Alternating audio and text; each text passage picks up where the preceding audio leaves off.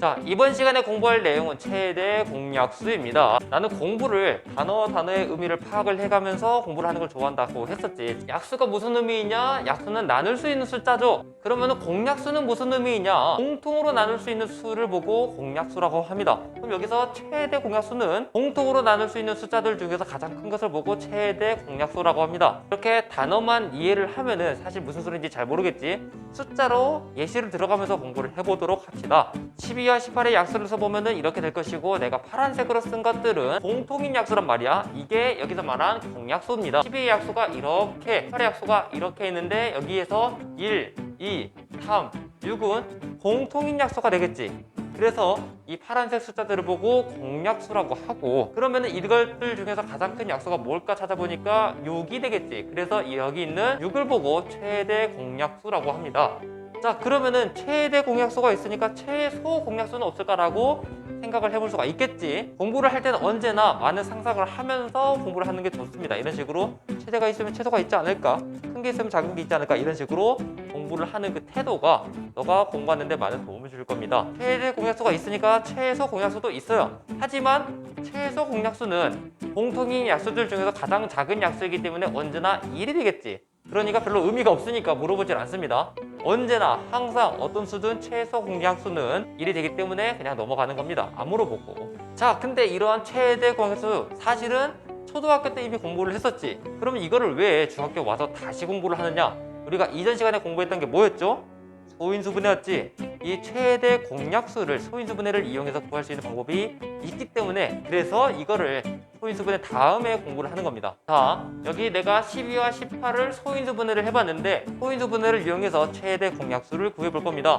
자, 약수라는 게 뭐지? 약수라는 것은 나눌 수 있는 수를 보고 약수라고 했잖아. 그러면은 12가 2의 제곱 곱하기 3으로 이루어져 있으니까 이 하나를 갖고 와도 약수가 될 것이고, 이 두 개를 갖고 와도 약수가 될 것이고, 2 하나 3 하나 갖고 와도 약수가 될 것이고, 3만 갖고 와도 약수가 되겠지. 그러니까 얘들을 가지고 있는 것들 중에서 일부분만 가져오면 되잖아. 그러면은 12와 18에서 가져올 수 있는 것 중에서 공통으로 가져올 수 있는 게 공약수가 될 것이고, 그것들 중에서 최대한 많이 갖고 오는 게 최대 공약수가 되겠지. 무슨 소린지 문제를 풀어보면서 이해를 도와드리겠습니다. 12는 2를 2개 가지고 있고 18은 2를 하나 가지고 있지. 그러면 공통으로 가져올 수 있는 게 2 하나가 되겠지. 그래서 2 하나를 가져오고, 3 하나, 3 2개 가지고 있으니까 공통으로 가져올 수 있는 게 3 하나가 되겠지. 그래서 3 하나를 가져온 얘가, 여기 있는 6이 최대 공약수가 되는 겁니다. 이런 식으로 소인수 분해를 이용해서 최대 공약수를 구하는 방법을 공부를 해봤습니다. 그러면은 다른 숫자들로도 소인수 분해를 이용해서 최대 공약수를 한번 구해볼게. 54와 72의 최대 공약수를 구해볼 겁니다. 자, 아까 말했다시피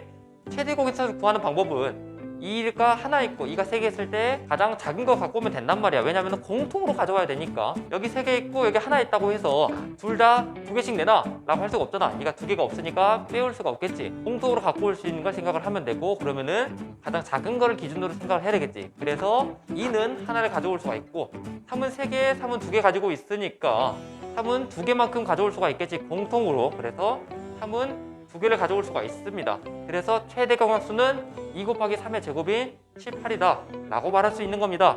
다른 수로도 한번 더 해볼까? 소인수 분해를 이용한 최대 공약수를 구하는 방법에 대한 장점은 이렇게 큰 숫자들에 대해서도 손쉽게 최대 공약수를 구할 수 있다는 장점이 있습니다. 자, 최대 공약수 구하는 방법이 뭐였지? 얘는 2를 2개, 얘는 2를 5개 가지고 있는데, 그것들 중에서 작은 거 갖고 오면은, 공통된 걸 갖고 오면은 그게 최대 공약수의 일부분이 된다라고 계속 설명을 해왔습니다. 지금부터 최대 공약수를 구해볼 건데, 2는 몇 개를 가져와야 되나? 2는 2개를 가져와야 되고, 3은 몇 개를 가져와야 되나? 얘도 3개, 얘도 3개 가지고 있으니까 3의 세제곱만큼 가져오면 되고, 5를 5개, 5를 2개 가지고 있으니까 가장 작은 거 기준으로 갖고 오면 된다고 했어. 5의 제곱을 가져오고, 얘는 11, 얘는 13이 있단 말이야. 공통으로 가지고 있나? 위에는 11을 가지고 있지만 아래는 11을 가지고 있지가 않고, 아래는 13을 가지고 있지만 위에는 13을 가지고 있지가 않지. 그래서 공통으로 가지고 있는 게 없으니까 뒤에는 안 가져와도 됩니다.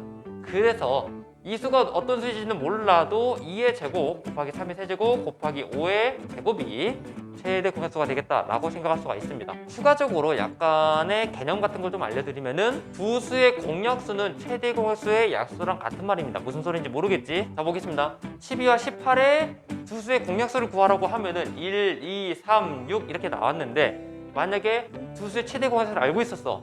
최대 공약수가 6이잖아. 그러면은 두수의 공약수 대신에 최대 공약수의 약수를 구해도 같은 말이 된다라고 생각하시면 되겠습니다. 오케이? 그러면 만약에 두수가 뭔지도 모르는데 최대 공약수가 6이라고 했어. 그리고 두수의 공약수를 구하라 라고 하면은 두수가 뭔지 모르잖아. 약수도 못 구할 거 아니야. 하지만 최대 공약수가 6이었기 때문에 6의 약수인 6, 3, 2, 1이 공약수가 되겠다 라고 대답을 할 수 있는 거지. 자, 이렇게 가지고 최대 공약수 소인수분해를 이용해서 최대 공약수를 구하는 방법을 공부를 했고, 최대의 반대말은 최소가 있을 것이고 약수의 반대말이 배수가 있을 테니까 최소 공배수도 있겠지. 다음 영상에서는 소인수분해를 이용해서 최소 공배수 구하는 방법을 알아보겠습니다.